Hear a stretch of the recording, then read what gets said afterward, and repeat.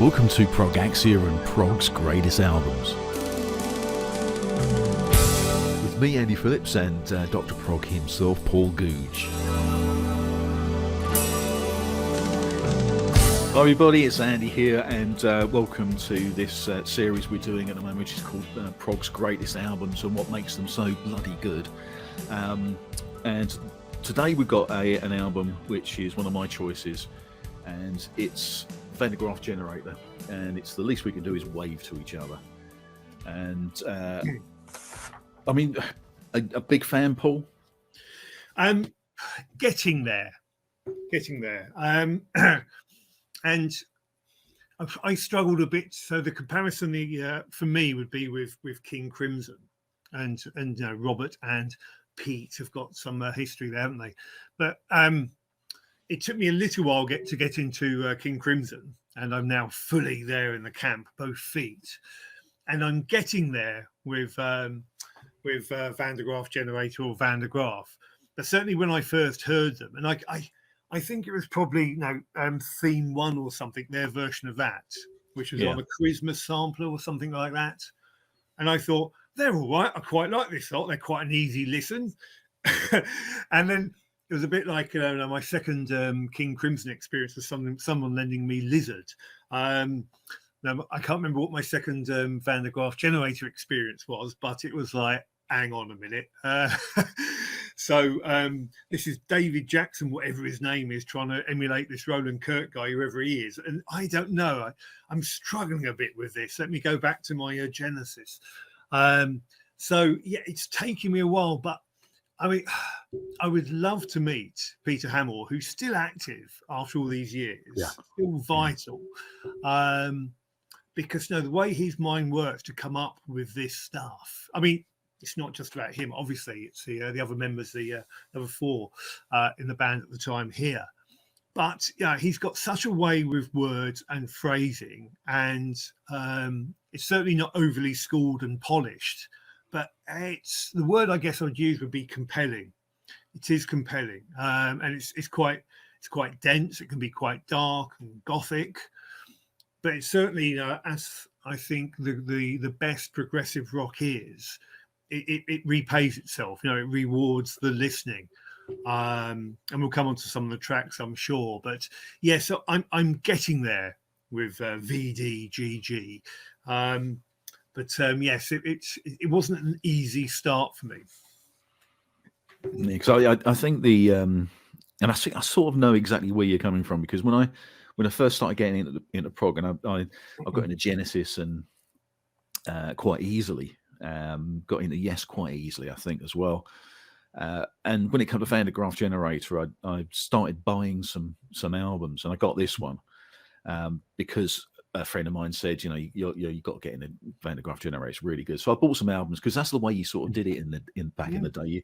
You bought an album and played it a few times, and you had to with a lot of this sort of stuff. You have to play it a few times to just get into it and get into the vibe, because although they're within the same genre, I mean, all the bands were so different, and they come from different places and were going different places. And I think that's why prog for me is so interesting.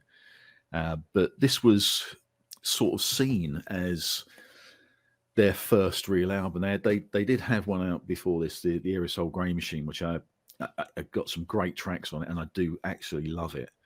But I think for the bands, they saw this as really their first proper step into writing an album and promoting it via a tour. And it is huge for me, this album. Absolutely huge.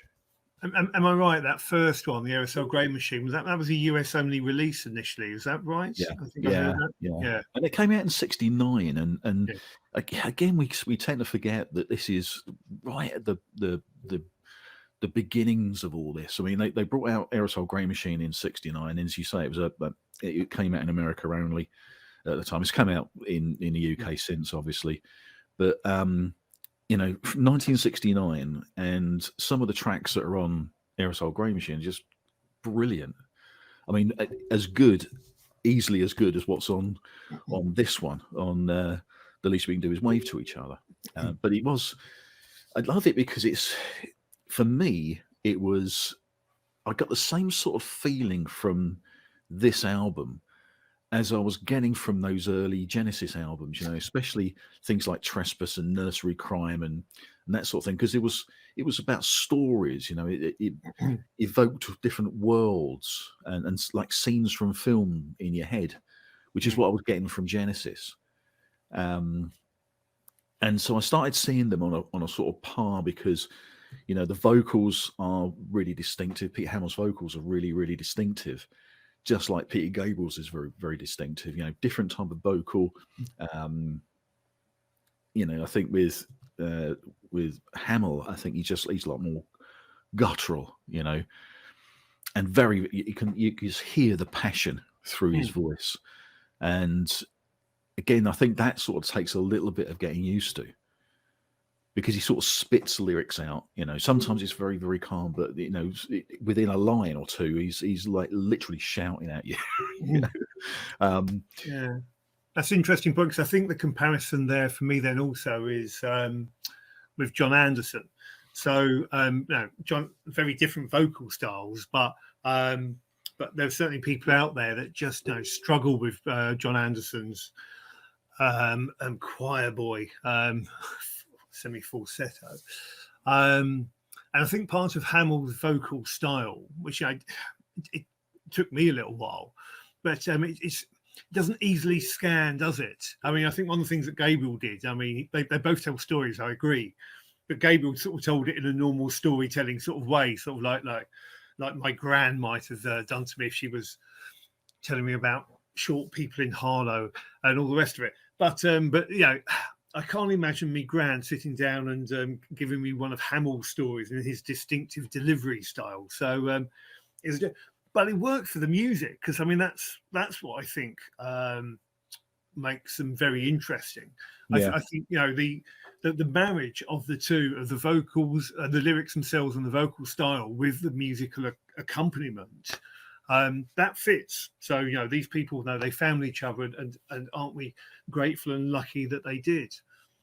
And from, a lot of it is a lot of the sort of the impetus behind it is Pete Hamill. He writes a lot of the stuff, but in the early days when they would, especially on this album and maybe a couple after, the band really did sort of take it up and sort of jam around it. And there was, there is a band. It feels like a band album, even though it's like Pete Hamill is like really, really the sort of the writer of a lot of this stuff, along with Jackson.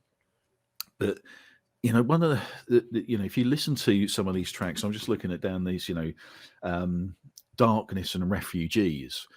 Those two tracks, when I first heard those, because they're the first two on the album, I've heard them the most, because start listening to it and then you sort of start getting into it a little bit. But and then White Hammer's a little bit different, and that's side one finished. By the time we got through those three tracks, but going back on it, listening to things like After the Flood, which I think is just absolute. It's a science fiction thing, but it's sort of not in some ways, because a lot of this stuff was written, in 69 and 70, beginning of 70, and probably a lot of the lyrics were starting to be written around about the sort of 68, 69 mark with Peter Hamill, and it was like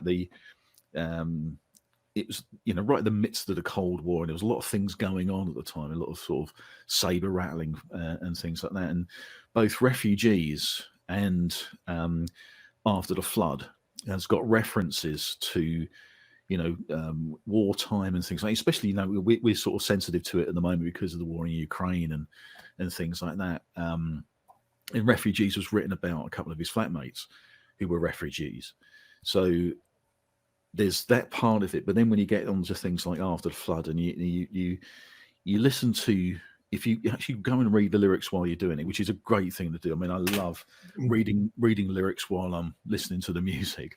But After the Flood, it's a sort of science fiction-y sort of idea, but it's about you feel like it's a science fiction thing right at the beginning, because it's talking about the sort of the the world that our planet has an axis realignment, and it causes floods all around the planet. But then at the end of it, you're talking about this apocalypse, this near nuclear apocalypse, and there's a bit of Einstein. There's a quote from Einstein in it about sort of the total annihilation and things like that. So I don't really know what was going through his mind. I think there's a couple of mixed messages in that, but that sound to me after the flood sounded just like the best of Genesis. It was just that, and I think that's what really sort of hit home for me. I went, oh my God, this is another Genesis. I've got to listen to some more of this, and I'm bloody glad I did. Well, Refugees was, I think, my second entry point, into Van der Graaf Generator, and I love that track, and I still do. I mean, after whatever came between Theme 1 and Refugees, when I lost the VDG plot, Refugees got me back on track. I absolutely loved it. Absolutely fantastic track. After the flood, I mean, one of the things, again, I think we forget, she said about the time this was like, late 60s, this is being recorded, wasn't it? It was released early 1970. But these are young men. It's like, I mean, how are they doing this stuff at that age? I mean, it's so far beyond my compass and ability to have ever done it in my now extended lifetime. But so Hammill would have been sort of like late teens, early 20s when he was sort of thinking about and writing this stuff. And what you were saying there about after the flood was sort of like post-apocalyptic type vision. And you're talking about the water aspect of it. I read an article a little while ago about how the world is actually tilting on its axis because of the number of dams that are being built in China, and that is actually giving a tilt to the world. So I mean, there was Hammill writing this in the late 60s. How many years ahead of his time on that one? 50 odd. Yeah, huge, isn't it? I mean, when you start thinking about what these guys are doing, I mean, we're talking about sort of the kids that were in Pink Floyd, the kids that were in Genesis, and they were kids. They, and they brought out these albums. Aerosol Grey Machine, 69. Listen to His Wave to Each Other, 70. And then H to He came out. 70 as well. Prawn Hearts, 71. God Bluff, it's 75. All these legacy of albums from them is just massive. But it was this one that sort of, I don't know, just really, really got me into them. The album, the track that was on Aerosol Grey Machine that I loved as well was Afterwards, which is the first track on the album, but you could literally take that and plug it into this. It's exactly the same, and there are some great tracks on Aerosol Grey Machine, but this one was just the kicker for me. It was just, he just got me straight into Van der Graaf, and I'd sort of never looked back, and I'm so glad that I spent some time playing it, And I don't know, I'd have to get this time machine of mine out again, but I suspect when I started getting it, I was probably, as a thrusting young Turk, going into my A levels or something. Yeah. Starting to think I understood stuff, because you picked up albums like this and sort of like read the sleeve notes and stuff, and it was Darkness 11/11. Well, what does that refer to? Well, I mean, it was actually just when it was the 11th of November when it was written. Yeah, when it was written. Yeah. It potentially had meaning to it, didn't it? Yeah. And there's references to Malleus Maleficarum or something, which I didn't know at the time because the internet being down, but is a reference to treatises on witchcraft. Yeah, White Hammer. Yeah. Yeah. So it had this sort of like a depth, or it seemed like depth to a young Sood like me, that made me want to go and sort of understand it a bit more. Just like Genesis you mentioned, I wanted to know more about Return of Giant Hogweeds. Were they things really brought back by Russian gentlemen? I don't know. So it was a sort of like it was a gateway. It was a portal to finding out about other stuff that I could browbeat people with in a wholly unattractive way, I suspect. But I mean, this was part of the attraction of the music. It was for me anyway. Yeah, because also there was they bringing out singles, and I got the CD of this years later, and there was, as was always on CDs, there was always a few bonus tracks, and apparently there was one of the bonus tracks on the CD was a Boat of a Million Years, which is, I think, the B-side of Refugees. And again, it's another brilliant track. So emotive. The melodies are brilliant. The way the music's put together is fantastic. That sax, these twin saxes. That was played, and it had such a different sound, and again, it was so sharp. And it didn't sound like some of the other bands. I mean, there wasn't so much guitar in this. There was some guitar in this. But it's very judiciously used. It's not, it isn't a guitar album, if you know what I mean. There's lots in there, but it's like, sitting in the background, because most of it's keyboards and sax and bass, which makes it a little different. And then with Pete Hamill's vocals over the top of it, I just think it's just absolutely stunning. Absolutely stunning. Hugh Banton had found his Farfisa organ, and boy, he was going to tell you all about it, wasn't he? You mentioned Genesis there, because I mean, back in the day, it was a 6-bob tour, wasn't it? So you had Genesis, Lindisfarne, and Van der Graaf Generator all touring together, which was if only. I can imagine going on that. There's a great story from that. There was. I heard from Lindisfarne. I was reading something about Lindisfarne. They actually talked about that. Wow. And they said they were all in the same tour bus. Yeah. And so Van der Graaf was at the back and Genesis were at the front of the tour bus, and they sort of moving between the two things, So if they wanted a bit of a smoke and get into some heavy shit, so to speak, they'd go to the back of the bus and have a chat with these guys. And if they wanted to talk about sort of churches and things like that, and because the Genesis boys were taking photographs of the churches that were going past. Well, that's a very interesting church, isn't it? So if they wanted to chill out, they should go down the front of the bus. If they wanted to get psyched up, they go down the back. But here's a thought, because I always had this vision of Tony Stratton Smith, loving Genesis, and he did. I mean, he indulged them. They weren't making money for a long time, were they? But the quality of the music on this album, now the production quality, seems to be a notch above what Genesis is doing. And I know there's a bit of quality control there, in the sense of Genesis did try and cram an awful lot onto their albums. So you got some inherent issues there. But it just seemed that Van der Graaf Generator got the better rub of the green when it came to, I don't know, the studios or the quality of the vinyl or all the rest of it. Because I think Chris used to use recycled vinyl occasionally. So I think that's one of the other things that it works in its favour here. Because you were talking about the crispness of some of, I think, the flute sounds, etc.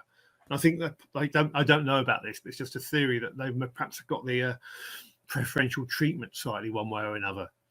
I thought that they were sharing producers as well, weren't they? Was it? Anyway. I mean, I think they might have been getting a little bit more favourable, maybe more time in the studio or something like that, or just the better production side.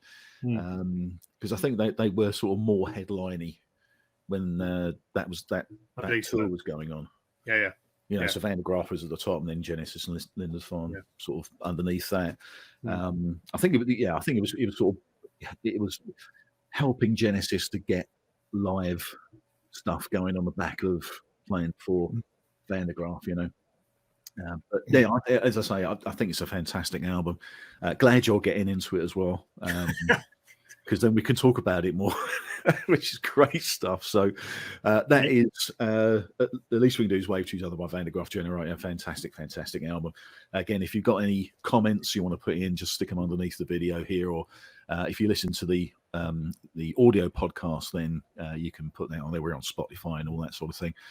So any closing comments, Paul? I think just the least we can do is wave goodbye. See you later, guys.